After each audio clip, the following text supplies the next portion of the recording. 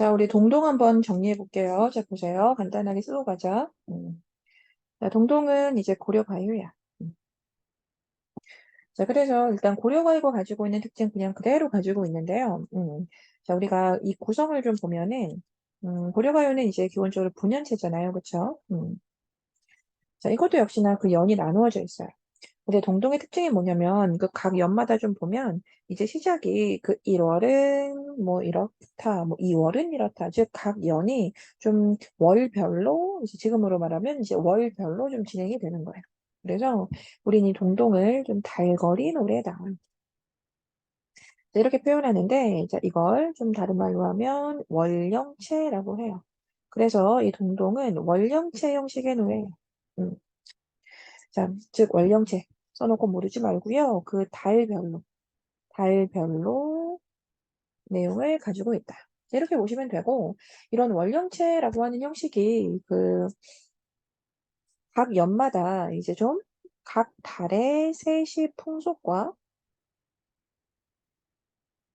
연결이 되는 부분들이 있어요. 그래서 우리가 지금은 좀 덜 하지만 그 예전에는 우리가 24절기마다 이제 뭔가 행해지는 그런 각 달의 풍속들이 좀 있었단 말이죠. 그래서 지금도 이제 그 중에 남아있는 거는 뭐 단오 같은 거, 뭐 이런 거 우리 지금도 남아 있잖아요. 그렇죠? 뭐 추석도 그 중에 하나고요. 그래서 이런 각 달마다 이제 있었던 그런 세시 풍속이 좀 부분적으로 연결이 되고 있는 이제 그런 특징이 있고요. 우린 그래서 이제 그런 지점들을 이제 뭐 각 연마다 좀 만나게 되겠지만 그 자체가 사실 뭐 중요한 포인트는 아닙니다. 자, 이건 달별로 이루어져 있는 노래라는 것만 먼저 지식적으로 기억해 주시고, 그리고 이제 그러면 이게 12연 같잖아요. 그쵸? 1월부터 해서 이제 12월까지니까. 자, 근데 전체가 이제 뒷부분은 이제 12연으로 이루어져 있는 건 맞아요. 근데 그 앞부분에 이제 서사라고 해서 이 동동을 시작하기 전에 그 뭔가 이따가 좀 설명할 거예요. 자, 이 서사라고 하는 이 어떤 독립적인 연이 하나 붙어 있습니다. 그래서 전체 보자면 이제 서사 포함해서 이제 13년으로 이루어져 있는 이제 그런 시인 거죠. 자, 그럼 이제 그 서사가 뭔지 먼저 한번 확인해 볼게요. 자, 보세요. 서사가 이렇게 되어 있어요. 그 덕은 곰비에 받잡고. 자, 곰비라고 해서 또 이 두 번째 줄 보면은 복은 림비에 받잡고 또 림비에 곰비에 림비에 뭐 이런 게 써져 있어요. 그렇죠? 그래서 해석을 보면 이제 곰비에 이러면 좀 뒤에라는 뜻으로 해석하기도 하고 신령님께라고도 하기도 해요. 또 림비에라고 하면 앞에라고도 해석할 수 있고요. 뭐 임금님이라고 해석을 하기도 합니다. 그래서 쉽게 덕은 뒤에 즉 신령님께 바치고 이 복은 이 임금님께 바칩니다. 덕과 복을 이 나라 우소이다 즉 바치러 오십시오. 뭐 이런 식으로 덕과 복에 대한 이야기를 하는 게 이 서사 부분이에요. 그럼 이게 우리가 이제 본문, 이제 본사부터 들어가겠지만 이 본사 부분에는 이것과 전혀 무관한 내용이거든요. 그래서 이런 건 우리가 고려 가요가 가지고 있는 특징으로 좀 이야기하는 좀 기억납니까? 고려 가요에는 뭐가 있다? 좀 개작의 흔적이 있는데, 이 조선 초에 이 채록이 되는 과정에서 삽입이 된 음, 그런 형식적인 표현인 거죠. 좀 관습적인 표현인 거죠. 이런 게 그 고려가요의 우리 개념 이야기할 때 참 기본적으로 하는 얘기잖아요. 고려가요라는 것이 조선 초에 이제 궁중에서 그 연회나 혹은 행사 때 이제 부르기 위해서 이제 수집한 그런 그 시대 노래들이기 때문에 일단 이런 식으로 그 구전이 되던 그 고려가요의 어떤 사이사이 때에 따라서는 뭐 시작이나 뭐 이런 지점에 그 실제 고려 가요의 내용과는 좀 무관하게 좀 형식적인 인사 부분이 들어갈 수 있다. 자, 기억나죠? 그래서 이 동동은 그걸 시작부터 좀 이렇게 나타내주고 있고요.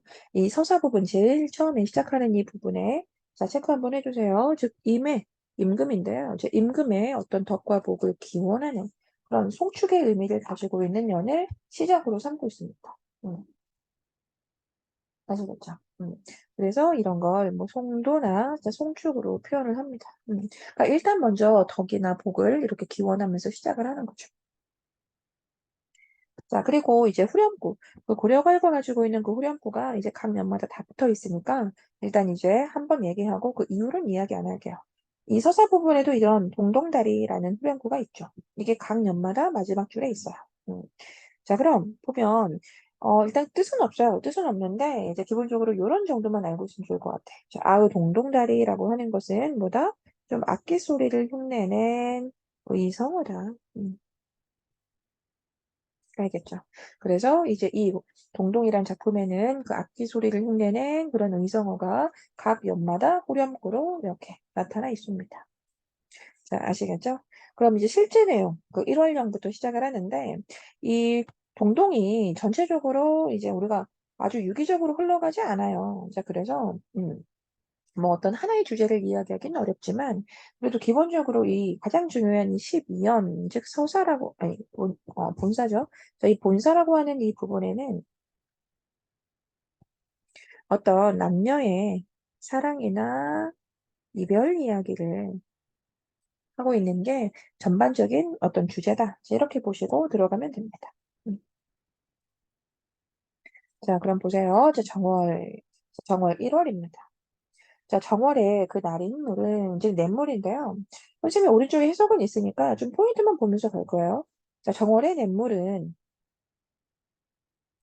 자, 아우 의미 없고 어저 녹저 하는데 즉 얼었다 녹았다 하는데 자, 얼었다 녹았다 하는데 누릿 가운데 나곤 즉 세상 가운데 태어난 즉 세상에 태어난 나는 즉 몸은이라고 되어 있죠. 누릿 가운데 나곤 몸. 자, 보이죠? 자, 세상에 태어난 몸, 즉 나는 이제 이렇게 홀로 살아가는구나. 자, 몸에다가 우리는 세모 칠게요. 자, 나는 홀로 살아가는구나. 홀로 살아가네. 자, 보이죠? 이렇게 각색을 좀 하자면 그거야. 그러니까 즉 냇물은 얼었다 녹았다 하는데 자, 세상에 나는 이렇게 혼자 사네. 자, 이거거든요. 자, 근데 얼었다 녹았다 이야기를 왜 하냐면 자, 이 냇물이 뭐 추우면 얼기도 하고 또 이제 날이 풀리면 녹기도 하고 이러는 건 그 자연의 섭리로 너무나 자연스러운 일이잖아요. 그쵸? 자, 근데 내가 이렇게 혼자 살아가는 거. 자, 사람이 이렇게 혼자 살아가는 건 그 시대적인 어떤 뭐 분위기로 볼 때 요거는 참 부자연스러운 일. 자, 그렇게 여겨지고 있는 거거든요. 자, 그래서 1월령 바로 정리할 거예요. 자, 포인트만. 자, 1월에는 뭐가 있다? 즉, 냇물은 저렇게 자연스럽게 얼었다 녹았다 잘 뭐 사는데, 지나가는데, 자, 나는 이렇게 부자연스럽게 계속 혼자 산다. 자, 즉, 일수에 다시 정리하면, 일단 홀로 살아가는 처지의 외로움을 얘기한 건데, 근데 가장 중요한 포인트는 뭐다?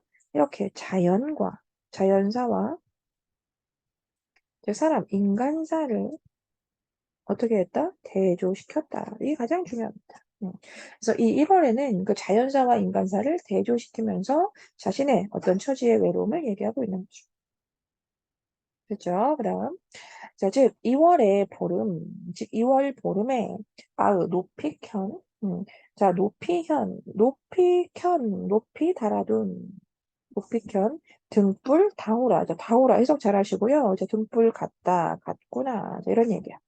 그럼 높이켠 등불 같구나, 자 등불 동그라미 쳐주시고요. 자 여기에서 지금 비유가 좀 쓰였는데 지금 무엇을 등불 같다라고 이야기한 거냐면 바로 원관념. 자, 원관념은 바로 사랑하는 인이에요. 음. 즉, 내 님은 높이 달아둔, 켜있는, 즉, 등불 같은 사람이래요.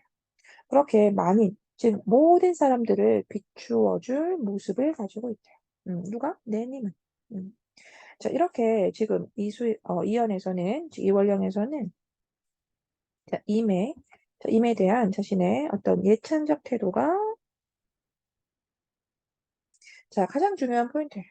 이렇게 해서 즉 임을 정말 너무 등불 같은 분이셔 이렇게 예찬해주고 있는 내용이야. 자 그럼 여기에서는 이제 가장 중요한 표현상 특징은 뭐겠어요? 즉 임에 대해서 이렇게 좀 비유해 주었다는 게 표현되죠. 아시겠죠? 즉 임을 비유했다는 거. 무엇에? 등불에.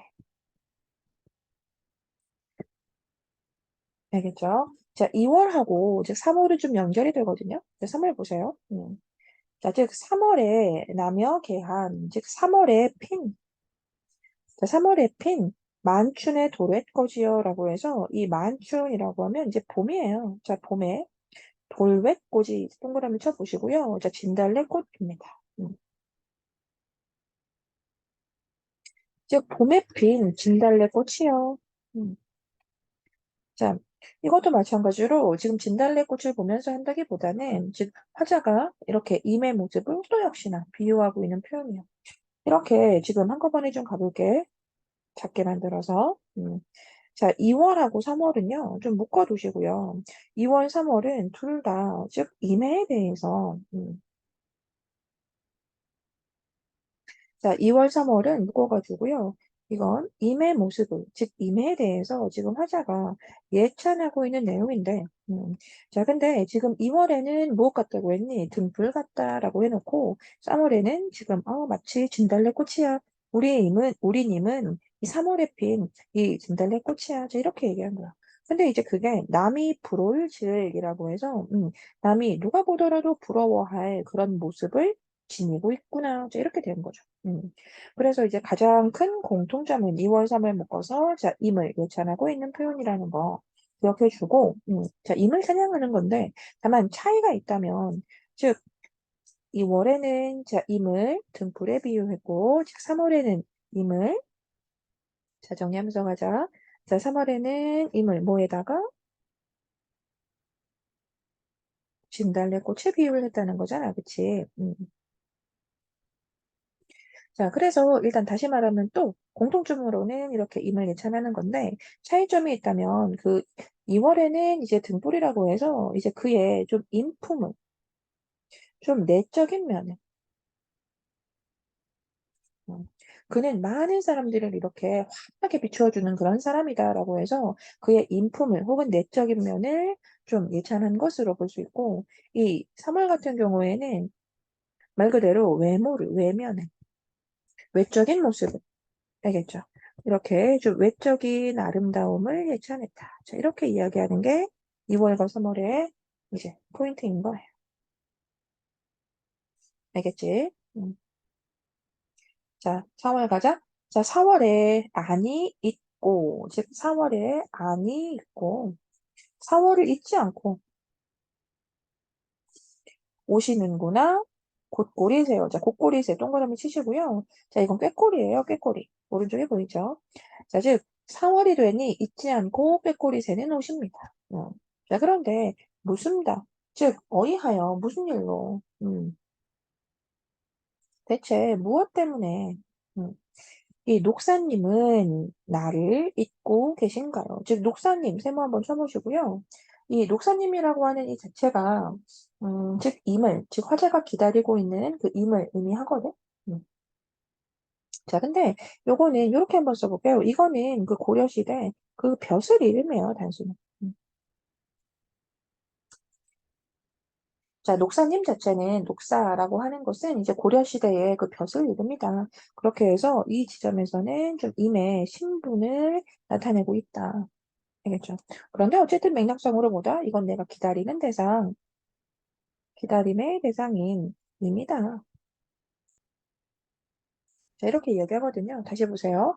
이렇게 4월이 되니까 꾀꼬리 새는 잊지 않고 찾아오는데, 돌아오는데. 그런데 이 내님, 즉 목사님은 왜 나를 잊고 계시지? 그러니까 돌아오지 않고 있다는 거잖아. 그치? 정리해볼게. 이렇게 4월은 돌아오지 않고 있는 자, 임에 대한 뭐 기다림이라고 해도 좋고요. 자, 원망이라고 해도 좋아요. 자, 그런데 표현상 특징으로 기억해줘야 하는 거. 마찬가지로 꾀꼬리 새는 와. 근데 임은 안 와. 자, 이건 뭐겠어? 또 자연사와 인간사의 대조. 아시겠죠? 반드시 기억해 두시고. 자, 가자. 5월. 자, 즉 5월에는 수린날 아침약이라고 해서 이 수린날 자체가 이제 단어예요. 자, 보이시죠? 이렇게 부분적으로 뭐 다는 아니어도 이제 그 각 달의 세시풍속을 좀 연결하고 있다는 얘기야. 자, 그럼 단오날 아침에 그 먹는 약이 있는데 자, 그 약을 주문해 장존하실이라고 해서 천년이고요. 자, 천년을 장존, 즉 길게 사실 약이라 바칩니다. 자, 누구에게? 임에게. 자, 이렇게 5월을 끝났는데, 그 5월 뭐다? 즉, 임에게 약을 바친다. 오래오래 사세요라고 해서 이제 뭐 장수를 기원하는 그런 약을 바치는 내용이라는 거. 그래서 약에만 동그라미 쳐주시면 되고요. 자, 5월 정리해보자. 즉, 임에게 뭐 약을 바치는 거죠.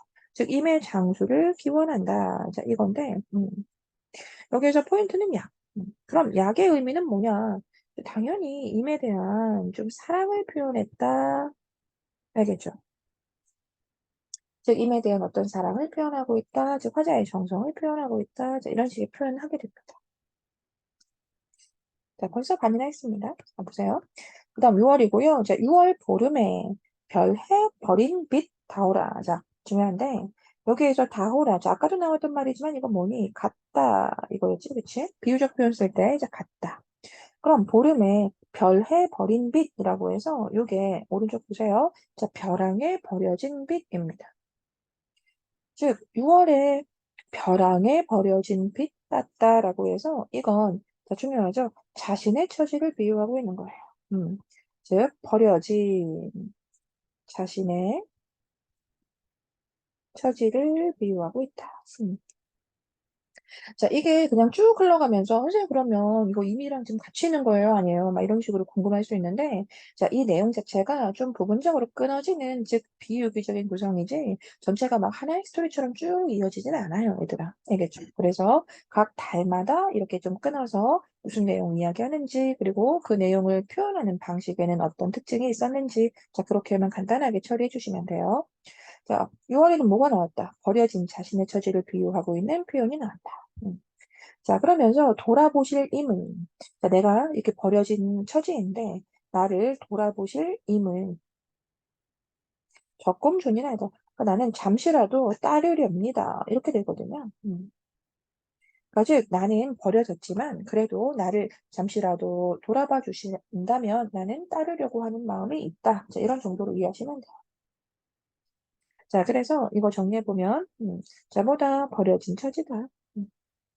자, 버려진 처지의 어떤 슬픔을 얘기한다. 자, 아시겠죠? 자, 이거고요. 당연히 여기에서도 뭐가 있었다? 비유가 있었다. 자, 비유는 뭘 비유한 거다? 자, 화자 자신을 비유한 그 표현이 있었다. 알겠지? 음, 넘어가자. 아, 그리고 이거 뭐, 잠깐 하는 얘기인데, 얘들아, 이렇게 벼랑에 버려진 빛, 뭐 이런 거 있잖아요. 이런 것도 그 세시풍속과 연결은 돼요. 그 6월엔 이렇게 여자들이 이렇게 벼랑에다가 막 빗을 좀 버리는 이제 그런 어떤 풍속도 좀 있었다고 하거든요. 그래서 이런 것도 좀 풍속과 관련 지어서 우리가 뭐 이야기할 수 있는 지점이긴 해요. 알겠죠?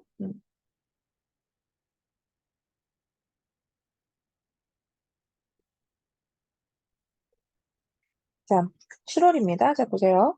그러니까 7월에 백종 배아도고라고 해서 자, 요거 보면 그 백종 자, 즉 오른쪽에 백종 제모를 차려놓고 자, 이렇게 됐죠.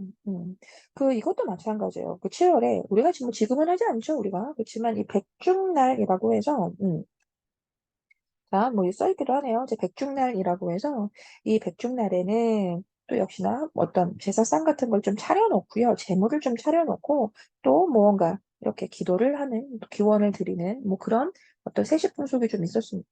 음. 자, 그래서 이제 그것이 좀 약간 연결이 되어 있는 상태고요. 자, 중요한 건 그게 아니야.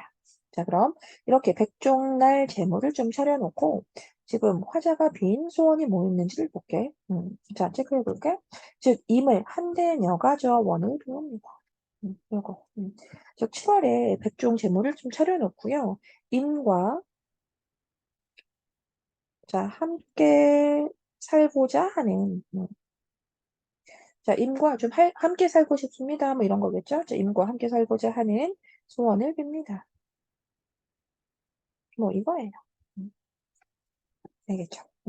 자, 그래서 이 7월도 우리가 정리하면 있는 그대로죠. 뭐 7월 정리하면 뭡니까? 자, 임과 함께 하고 싶은 어떤 소원이, 즉 소망이, 뭐 기원의 내용이 좀 드러났다. 이 정도입니다. 아시겠죠? 음. 넘어가셔도 되고요. 자, 8월 여기다가 별표 쳐놓고요. 자, 공부 좀 해볼게. 자, 즉 8월에는 이제 드디어 우리가 아는 그 한가위가 나옵니다. 즉 8월 보름, 즉 갑의 날입니다. 자, 체크해볼게. 갑의. 자, 갑에는 이제 지금 말로 한가위 추석인데요. 자, 추석이 되었어요. 근데 지금 화제가 뭐라고 하냐면, 자, 지금 한가위 날인데, 즉 추석 날인데, 임을 뇌셔녀군, 즉 임과 뇌셔녀군 함께 살아야만 오늘날이 갑해입니다.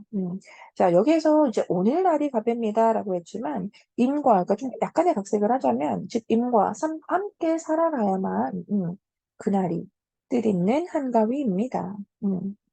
알겠죠? 자, 그날이 뜻있는 어떤 한가위, 입니다. 이렇게 얘기한 거예요. 음. 그래서 지금 8월 한가위가 되었습니다. 그런데 이제 한가위가 되어서 화제가 뭐라 그래? 나는 그렇지만 임을 매셔녀군 오늘날 가배셨다. 즉 임과 함께 살아야만 임을 함께 모시고 지내야 나는 가배입니다. 자, 그것이 뜻있는 나에게 한가위입니다. 자, 이렇게 얘기했다는 거. 자, 그래서 정리 따로 할게. 즉 여기에서도 뭐다? 홀로 임을 그리워하는 내용이 아시겠죠? 그래서 포인트는 지금 한갑인데 그래서 즐거워 안 즐거워? 전혀 즐겁지 않죠, 그죠? 즉 즐거운 이미지가 전혀 아니다. 알겠죠? 오히려 한갑인데 또 임과 함께 살아야만 난 그래야 즐겁고 그런 날이 나에게 한갑이다 라고 얘기해 준 거니까 홀로 이렇게 임을 그리워하는 내용이어서 자, 한갑이어서 즐거운, 흥겨운 이제 그런 분위기는 전혀 아니다. 오히려 쓸쓸하고 외로운 분위기다. 아시겠죠?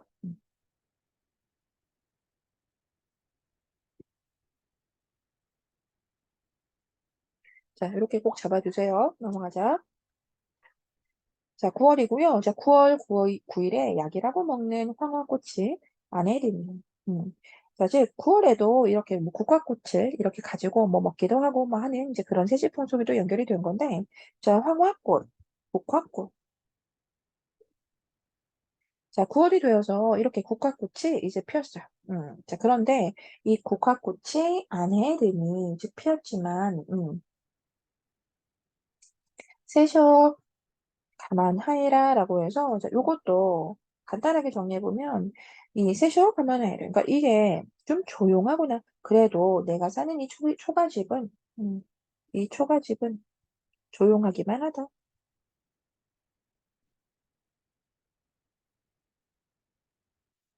자, 그러니까 이것도 또 마찬가지예요. 좀 이렇게 어, 뭐 즐거운 분위기가 전혀 나지 않는다는 거죠. 아직 9월이라고 해서 이제 우리가 또 다 같이 약이라고 먹는 이런 국화꽃이 피고 그랬는데 그래도 내 집은 조용하기만 하다. 왜 그래? 당연히 나 혼자 있으니까 그렇지. 또 역시나 임이 없으니까 그래. 알겠죠? 이것도 정리하면 즉 임의 부재에 따른 자, 화자의 고독이다. 알겠죠? 좀 쓸쓸합니다. 자, 이렇게 봐주시면 됩니다. 알겠죠? 그래서 여기도 뭐 약이라는 이야기 있고 그 앞에 보면 6월이었나요? 자, 거기에도 또 약이라는 표현이 있었는데 그 문맥상 전혀 다른 의미로 흘러가고 있으니까 헷갈리지 마세요.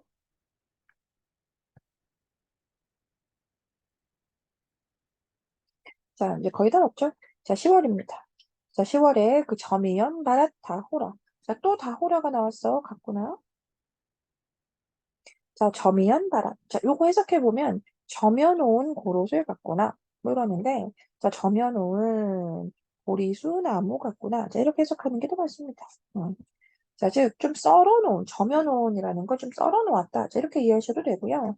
자, 즉, 잘게 썰어놓은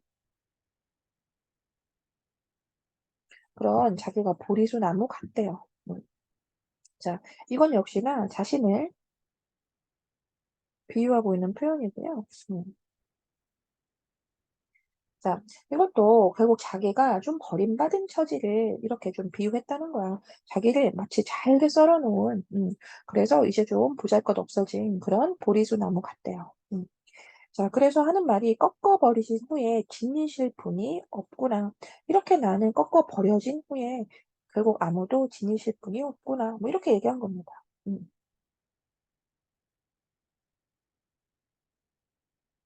자, 그래서 정리 바로 하면서 볼게요. 이것도 역시나 뭐다. 임에게 버림받은 처지. 자, 그 처지에 대한 어떤 화자의 슬픔을 이야기한 거야. 나는 꺾여서 이제 썰어버린, 잘게 썰어버린 이제 그런 보리수 나무 같은데, 그래서 이렇게 아무도 지니실 분이 없구나. 이제 이렇게 이야기한 거라서, 결국은 임에게 버림받은 자신의 처지를, 그리고 그것에 대한 슬픔을 얘기하고 있는 거야. 알겠죠? 음. 자, 그래서 이제 포인트로 여기에 뭐가 나왔다. 즉, 비유가 나왔다. 이렇게 버림받은 처지에 대한 어떤 자신을 비유하고 있는 표현이 좀 나왔다. 아시겠죠? 음.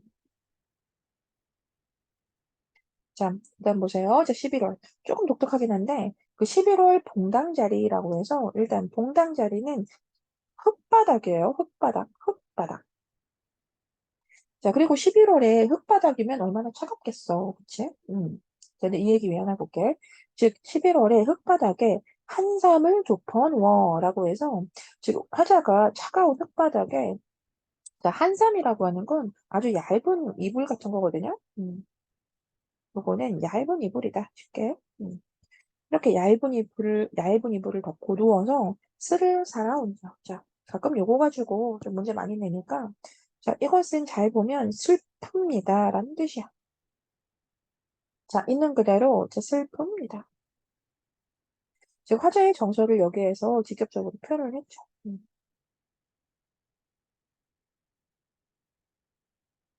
자, 즉, 차가운 흙바닥에 얇은 이불을 덮고 지금 아우 슬퍼라. 이렇게 얘기하고 있는 거야. 좀 특이하죠?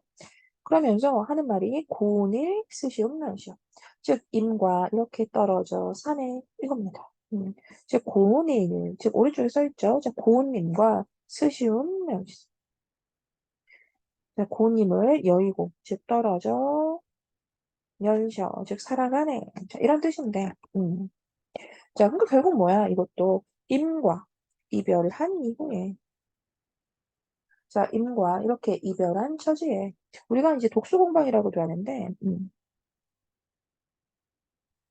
이렇게 이별한 이후에 즉 독수공방에 좀 외로움을 슬픔을 이야기하고 있다. 화자가 그래서 너무 슬퍼가지고 차가운 흙바닥에 이렇게 이불 덮고 아유 정말 나는 왜 이렇게 슬플까 뭐 이렇게 이야기하고 있는 시입니다. 아시겠죠?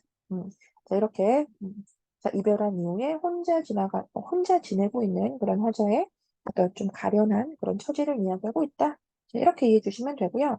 자 이제 그리고 마지막 음, 자, 마지막 12월에 이제 비유 한 번이 더 나오고, 이제 이 시가 끝나요. 보세요. 자, 12월 분디남. 이렇게 되어 있는데, 체크 한번 해볼게. 자, 이게 얘들아, 분디나무예요. 분디나무. 음. 자, 나무인데, 여기에서 분디나무로 깎은, 자, 보이죠? 깎은. 자, 즉, 나무로 깎은 날, 반, 이쳐다오라. 즉, 날, 반이라고 해서, 얘들아, 반은 오른쪽에 보이니? 이제 소반. 상이에요, 작은 상. 음. 자, 있죠. 즉, 상 위에 저 같다. 자, 요렇게 체크해주세요. 즉, 분디나무로 깎은 이 상 위에 젓가락. 자, 젓가락, 다호라. 또 나왔네? 같네, 같다. 즉, 나 자신을 또 이번에 분리나무로 깎은 반이죠? 다오라. 즉, 상 위에 젓가락 깎구나. 깎아놓은 젓가락 깎구나. 또 여기에서 이제 자신의 처지를 비유해.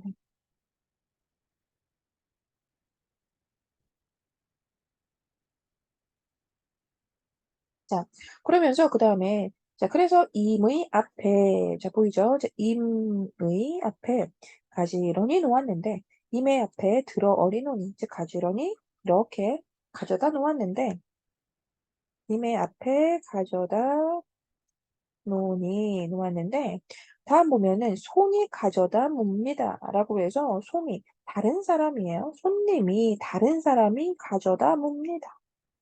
자, 여기로 이렇게 크게 한번 체크 한번 해볼게요. 그러니까 지금 나는 젓가락이에요. 나의 처지를 지금 젓가락이라고 했어. 그런 다음에 그래서 임의 앞에다가 이렇게 가져다 놨어요. 그런데 임이 아니라 다른 사람이, 즉 손님이 그러니까 내가 생각하지 않는 뜻하지 않은 사람이 나를 가져다가 이렇게 물어버렸다는 얘기입니다. 그러니까 여기에서 결국 이건 뭐다. 그러니까 우리가 여러 가지 뭐 의미를 가지고 이야기하긴 하는데 뜻하지 않은 사람에게 뭐 시집을 가게 되었다 이런 식의 표현도 가능해요. 그런데 아는 사람에게 뭐 시집을 가게 되다. 자, 이렇게 봐도 되는데 결국 이건 뭐다. 화자가 원하는 상황은 아니라는 얘기입니다. 아시겠죠? 그래서 화자가 원치 않는 상황으로 자, 이해해주면 되죠. 나는 이렇게 상 위에 젓가락이어서 이메 앞에다가 가져다 놓았는데 다른 사람이 가져가 버렸습니다. 아시겠죠? 이렇게 화자가 원치 않은 상황으로 이렇게 뭐 상황이 이어진 거죠. 아시겠죠? 자, 그래서 결국 여기 정리하면 마지막, 즉 임과 맺어지지 못한 거잖아요. 그렇죠? 즉 이렇게 임과 맺어지지 못한 슬픔을 뭐 혹은 한을 뭐 혹은 좀 기구한 운명을 좀 드러냈다. 자, 이렇게 이야기하는 게 마지막 12월 정모. 자, 아시겠죠? 자, 동동이었습니다.